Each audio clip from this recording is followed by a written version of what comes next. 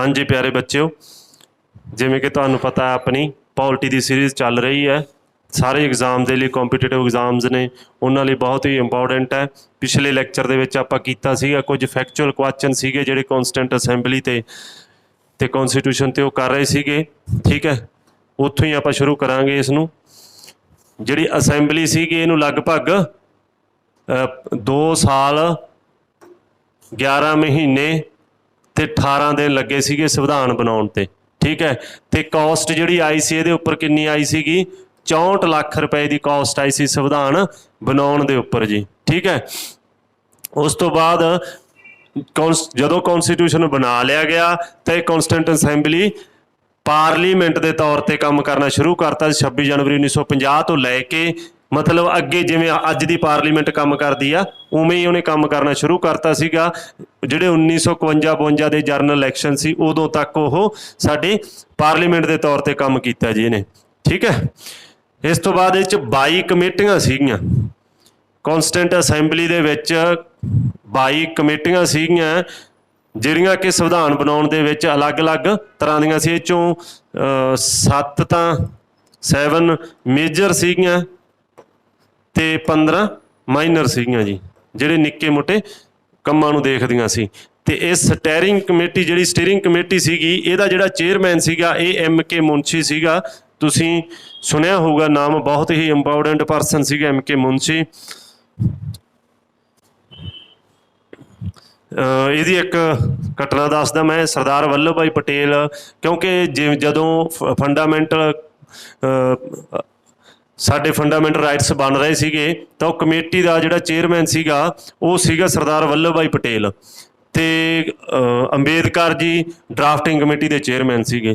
तो जिमें ही fundamental rights आए वो बहुत सारिया होर कम्यूनिटियां ने जिमें अंबेडकर जी ने पछड़ियां श्रेणियां नूं स्पैशल राइट्स देने शुरू किए जिहड़े हैगे भी ने आर्टिकल 16 के अंदर 16-17 हो गया अपने को 15-16। तो उन्होंने सिख कम्यूनिटी ने स्पैशल अपनी मिनोरिटी के तौर पर डिमांड की तो काफ़ी उन्होंने प्रैशर वध गया। तो उन्होंने मुंशी जी को भेजा कि अंबेडकर नूं जाके समझा यार भी एक बार इस चीज़ नूं डिले कर दे ताकि संविधान बन जाए। बाद दे विच ਆਪਾਂ ਇਹਨਾਂ ਨੂੰ ਜਿਹੜੀ SC ਕਲਾਸ ਦੇ ਕੁਝ ਪ੍ਰੋਵੀਜ਼ਨ ਆ ਜਿਹੜੀ ਸਪੈਸ਼ਲ ਉਹਨਾਂ ਨੂੰ ਸਿਕਿਉਰਿਟੀ ਦੇਣੀ ਆਪਾਂ ਬਾਅਦ ਦੇ ਵਿੱਚ ਦੇ ਦਾਂਗੇ।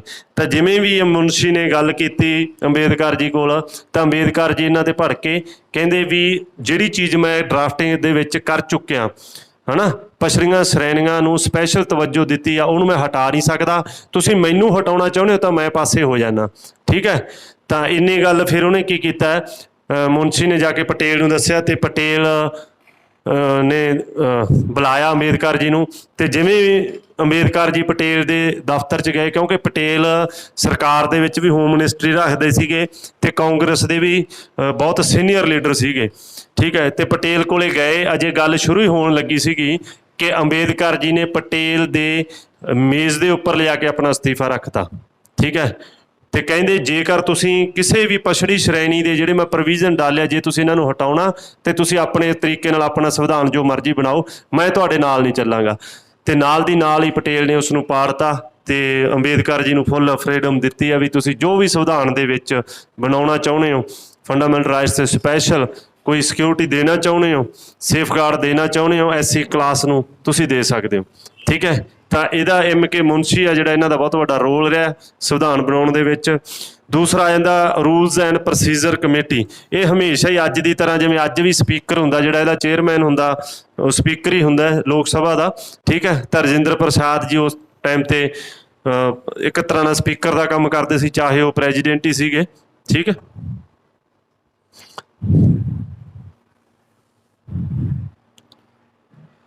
हाँ जी ड्राफ्टिंग कमेटी जी।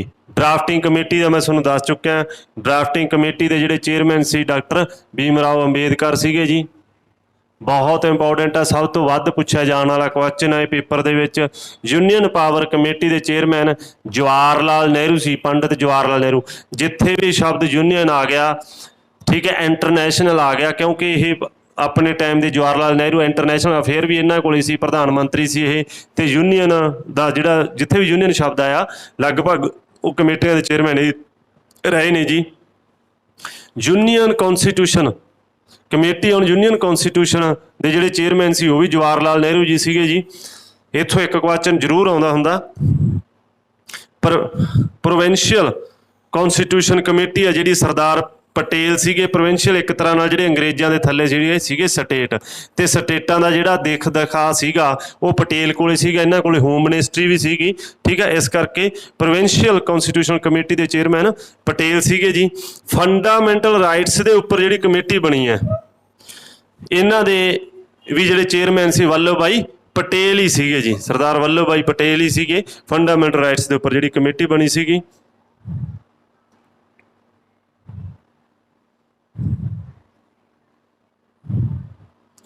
ਹਾਂਜੀ, ਇੱਕ ਕੁਐਸਚਨ ਹੋਰ ਤੁਸੀਂ ਯਾਦ ਰੱਖਣਾ ਕਿ ਜਿਹੜੀ ਡਰਾਫਟਿੰਗ ਕਮੇਟੀ ਹੈ ਇਹ ਆਜ਼ਾਦੀ 15 ਅਗਸਤ ਨੂੰ ਸਾਨੂੰ ਆਜ਼ਾਦੀ ਮਿਲੀ ਸੀ, ਤੇ ਇਸ ਤੋਂ 14 ਦਿਨ ਬਾਅਦ ਹੈ ਨਾ 14 ਦਿਨ ਬਾਅਦ 29 ਅਗਸਤ ਨੂੰ ਡਰਾਫਟਿੰਗ ਕਮੇਟੀ ਹੈ ਜਿਹੜੀ ਬਣੀ ਸੀਗੀ ਜੀ। ਡਰਾਫਟਿੰਗ ਕਮੇਟੀ ਕਦੋਂ ਬਣੀ ਸੀਗੀ? 29 ਅਗਸਤ 1947 ਨੂੰ ਬਣਾਈ ਗਈ ਸੀਗੀ ਜੀ। ਵੈਰੀ ਵੈਰੀ ਇੰਪੋਰਟੈਂਟ ਹੈ। ਹੁਣ ਡਰਾਫਟਿੰਗ ਕਮੇਟੀ ਦੇ ਵਿੱਚ ਕਿਹੜੇ ਕਿਹੜੇ ਮੈਂਬਰ ਸੀ ਇਹ ਵੀ ਕੁਐਸਚਨ ਕਾਫੀ ਵਾਰ ਆ ਚੁੱਕਿਆ ਜੀ ਐਗਜ਼ਾਮ ਦੇ ਵਿੱਚ। ਡਰਾਫਟਿੰਗ ਕਮੇਟੀ ਦੇ ਵਿੱਚ ਕਿਹੜੇ ਕਿਹੜੇ ਮੈਂਬਰ ਸੀ? ਡਾਕਟਰ ਭੀਮ ਰਾਓ ਅੰਬੇਦਕਰ ਜੀ, ਗੋਪਾਲ ਸਵਾਮੀ ਅਯੰਗਰ ਜੀ, ਕ੍ਰਿਸ਼ਨਾ ਸਵਾਮੀ ਅਈਅਰ ਜੀ, KM ਮੁਨਸ਼ੀ, ਸੈयद ਮੁਹੰਮਦ ਸਦੁੱਲਾ, ਮਾਧਵ ਰਾਓ ਜਿਹੜਾ ਕਿ ਬਾਅਦ ਦੇ ਵਿੱਚ ਪਹਿਲਾਂ ਇਹਨਾਂ ਨੂੰ ਮਤਲਬ ਮਿੱਤਰ ਬਣੇ ਹੋਏ ਸੀਗੇ, BL ਮਿੱਤਰ ਇਹਨਾਂ ਨੂੰ ਰਿਪਲੇਸ ਕੀਤਾ ਕਿਉਂਕਿ ਇਹਨਾਂ ਨੇ ਹੈਲਥ ਖਰਾਬ ਹੋ ਗਈ ਸੀ, ਰਿਜ਼ਾਈਨ ਦਿੱਤਾ। ਉਸ ਤੋਂ ਬਾਅਦ ਕ੍ਰਿਸ਼ਨਮਚਾਰੀਆ ਜੀ, TT ਕ੍ਰਿਸ਼ਨਮਚਾਰੀਆ, ਇਹਨਾਂ ਨੇ ਕਿਹਨੂੰ? ਖੈਤਾਨ, DP ਖੈਤਾਨ ਨੂੰ ਰਿਪਲੇਸ ਕੀਤਾ। ਪਹਿਲਾਂ ਖੈਤਾਨ ਇਹਦੇ ਮੈਂਬਰ ਬਣੇ ਹੋਏ ਸੀਗੇ। ਤੁਸੀਂ ਇਹ ਵੀ ਬਹੁਤ ਇੰਪੋਰਟੈਂਟ ਹੈ। ਇਹਦੇ ਵਿੱਚ ਨਾ ਕੀ ਕਰਨਗੇ ਆਬਜੈਕਟਿਵ ਟਾਈਪ ਕੁਐਸਚਨ ਦੇ ਵਿੱਚ 4 ਆਪਸ਼ਨਾਂ ਪਾ ਦੇਣਗੇ, 3 ਇਹ 'ਚੋਂ ਪਾਉਣਗੇ, 1 ਗਲਤ ਪਾਉਣਗੇ, ਤੁਸੀਂ ਉਹ ਦੱਸਣਾ ਹੋਊਗਾ, ਠੀਕ ਹੈ। ਇਹ ਯਾਦ ਰੱਖਣੇ ਥੋੜ੍ਹੇ ਜਿਹੇ ਔਖੇ ਆ, ਪਰ ਥੋੜ੍ਹਾ ਜਿਹਾ ਮੈਂ ਤੁਹਾਨੂੰ ਟ੍ਰਿਕ ਦੱਸ ਦਿੰਦਾ।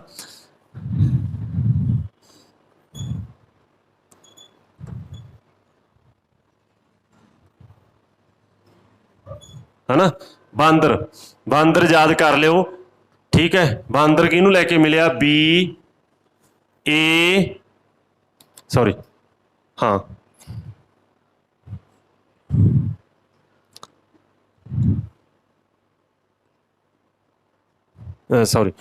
BA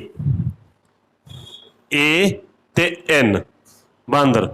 ਇਹ 3 ਪਰਸਨ ਤੁਸੀਂ ਯਾਦ ਰੱਖਿਓ, BA ਤੇ N, ਜਿਹਦੇ 'ਚ BR ਅੰਬੇਦਕਰ, N ਗੋਪਾਲ ਸਵਾਮੀ ਤੇ ਅਲਾਦੀ ਕ੍ਰਿਸ਼ਨਾ ਸਵਾਮੀ ਅਈਅਰ। ਇਹਨਾਂ ਤਿੰਨਾਂ ਦੇ ਵਿੱਚ ਕੀ ਆ ਗਿਆ? BAN ਆ ਗਿਆ, ਤੇ ਲਾਸਟ ਦੇ ਵਿੱਚ ਇਹਨਾਂ ਦੇ ਤਿੰਨਾਂ ਦੇ ਵਿੱਚ ਹੀ AR ਆਉਂਦਾ, ਬਾਂਦਰ, ਠੀਕ ਹੈ। ਬਾਂਦਰ, ਠੀਕ ਹੈ। AR ਬਾਂਦਰ ਲਾਸਟ ਤੇ। ਤਾਂ ਯਾਦ ਰੱਖਿਓ, ਨਾਮ ਯਾਦ ਰੱਖ ਲਿਓ, ਕਈ ਵਾਰ ਕਨਫਿਊਜ਼ਨ ਹੋ ਜਾਂਦੀ ਹੈ, ਠੀਕ ਹੈ। ਇਸ ਤੋਂ ਇਲਾਵਾ ਤੁਹਾਨੂੰ ਦੱਸਿਆ ਮੁਨਸ਼ੀ ਸੀਗੇ, ਸਦੁੱਲਾ ਸੀਗੇ, ਮਾਧਵ ਰਾਓ ਬਣੇ ਨੇ, ਠੀਕ ਹੈ, ਤੇ TT ਕ੍ਰਿਸ਼ਨਮਚਾਰੀ। ਹਾਂਜੀ, ਅੱਗੇ ਆਪਣੇ ਕੋਲ ਆ ਜਾਂਦਾ ਡਰਾਫਟਿੰਗ ਕੌਂਸਟੀਟਿਊਸ਼ਨ ਡਿਕਲੇਅਰਡ ਅਡਾਪਟ 26 ਨਵੰਬਰ 1949 ਨੂੰ। ਦੇਖੋ ਜੀ, ਸੰਵਿਧਾਨ 3 ਰੀਡਿੰਗਾਂ ਹੋਈਆਂ ਨੇ ਇਹਦੀਆਂ, 3 ਵਾਰੀ ਪੇਸ਼ ਕੀਤਾ ਗਿਆ। ਇਹ ਤੀਜੀ ਰੀਡਿੰਗ ਦੇ ਵਿੱਚ ਇਹਨੂੰ ਪਾਸ ਕੀਤਾ ਗਿਆ ਸੰਵਿਧਾਨ ਨੂੰ। ਕਈ ਵਾਰ ਇਹ ਵੀ ਕੁਐਸਚਨ ਪੁੱਛ ਲੈਂਦੇ ਆ। 26 ਨਵੰਬਰ 1949 ਨੂੰ ਅਡਾਪਟ ਕਰ ਦਿੱਤਾ ਗਿਆ, ਠੀਕ ਹੈ। ਸੰਵਿਧਾਨ ਨੂੰ ਅਡਾਪਟ ਕਰ ਦਿੱਤਾ ਗਿਆ, ਤੇ ਇਸ ਦੇ ਉੱਪਰ ਸਿਗਨੇਚਰ ਹੋ ਗਏ, ਤੇ ਸਾਡਾ ਅੱਜ ਦਾ ਸੰਵਿਧਾਨ ਤਿਆਰ ਹੋ ਗਿਆ। 299 ਮੈਂਬਰਾਂ ਦੇ ਵਿੱਚੋਂ 284 ਮੈਂਬਰਾਂ ਦੇ ਸਿਗਨੇਚਰ ਨੇ ਜੀ ਅੱਜ ਦੇ ਸਾਡਾ ਜਿਹੜਾ ਸੰਵਿਧਾਨ ਹੈ ਇਹਦੇ ਉੱਪਰ, ਬਾਕੀ ਦੇ ਐਬਸੈਂਟ ਸੀਗੇ। ਤੇ ਜਿਹੜਾ ਸੰਵਿਧਾਨ ਸਾਨੂੰ ਬਣ ਕੇ ਤਿਆਰ ਹੋਇਆ ਉਹਦੇ ਵਿੱਚ 8 ਰੂਲ ਸੀਗੇ, ਤੇ 395 ਆਰਟੀਕਲ ਸੀ, ਤੇ 22 ਪਾਰਟਸਾਂ ਦੇ ਵਿੱਚ ਵੰਡਿਆ ਹੋਇਆ ਸੀਗਾ ਜੀ, ਠੀਕ ਹੈ। ਉਸ ਟਾਈਮ ਤੇ ਸੰਵਿਧਾਨ 8 ਸ਼ਡਿਊਲ, 395 ਆਰਟੀਕਲ ਤੇ 22 ਪਾਰਟਸਾਂ ਦੇ ਵਿੱਚ ਵੰਡਿਆ ਹੋਇਆ ਸੀਗਾ, ਜਿਹੜਾ ਕਿ ਬਾਅਦ ਦੇ ਵਿੱਚ ਹੁਣ ਤੱਕ ਵਧਦੀਆਂ ਗਈਆਂ ਨੇ।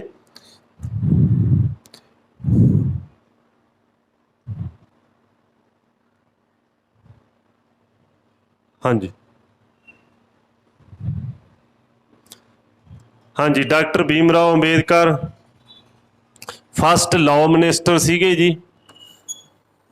ਆਜ਼ਾਦੀ ਤੋਂ ਬਾਅਦ ਜਦੋਂ ਸਰਕਾਰ ਬਣੀ ਹੈ, 2 ਵਾਰੀ ਬਣੀ ਹੈ, ਇੱਕ ਆਜ਼ਾਦੀ ਤੋਂ ਪਹਿਲਾਂ ਹੀ ਬਣ ਗਈ ਸੀਗੀ ਸਰਕਾਰ, ਸੀਗਾ ਜੀ ਚ ਲਿਆਕਤ ਅਲੀ ਖਾਨ ਜਿਹੜਾ ਫਾਈਨਾਂਸ ਮਿਨਿਸਟਰ ਬਣਿਆ ਸੀਗਾ। ਮੁਸਲਿਮ ਲੀਗ ਵੱਲੋਂ 2 ਵਿਅਕਤੀ ਉਹ ਸਰਕਾਰ ਦੇ ਵਿੱਚ ਆਏ ਸੀਗੇ। ਬਾਅਦ ਦੇ ਵਿੱਚ ਲਿਆਕਤ ਅਲੀ ਖਾਨ ਪਹਿਲਾ ਪ੍ਰਧਾਨ ਮੰਤਰੀ ਬਣਿਆ ਪਾਕਿਸਤਾਨ ਦਾ, ਫਾਈਨਾਂਸ ਮਿਨਿਸਟਰ ਸੀ। ਉਸ ਟਾਈਮ ਤੇ ਅੰਬੇਦਕਰ ਜੀ ਨੂੰ ਇਹ ਮਿਨਿਸਟਰੀ ਨਹੀਂ ਮਿਲੀ ਸੀ, ਲਾਅ ਮਿਨਿਸਟਰੀ 1947 ਤੋਂ ਬਾਅਦ ਮਿਲੀ ਹੈ। ਠੀਕ ਹੈ। ਕੌਨਸਟੀਟਿਊਸ਼ਨ ਫੋਰਸ 'ਚ ਕਦੋਂ ਆਇਆ, ਬਹੁਤ ਹੀ ਇੰਪੋਰਟੈਂਟ ਹੈ। ਇਹ ਡੇਟਾਂ ਪ੍ਰੈਂਬਲ ਦੇ ਵਿੱਚ ਲਿਖੀਆਂ ਹੋਈਆਂ ਨੇ ਸੰਵਿਧਾਨ ਦੇ ਵਿੱਚ। 26 ਜਨਵਰੀ 1950 ਨੂੰ ਇਹ ਪਾਵਰ ਦੇ ਵਿੱਚ ਆਇਆ।